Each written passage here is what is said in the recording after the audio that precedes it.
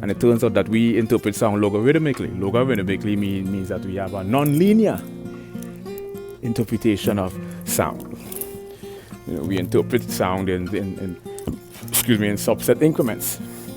Incremental interpretation of sound. So the whole objective of this lecture is to venture into phenomena like paradoxes, ambiguity, duality, polarity, contrast, the juxtaposition of incongruity, some deep abstract linguistic concept that has been psychologically and sociologically misconstrued interpersonally in all different forms of culture. Like, why is irony and coincidences used interchangeably? There's a big dichotomy here between irony and coincidences. And then we have dramatic irony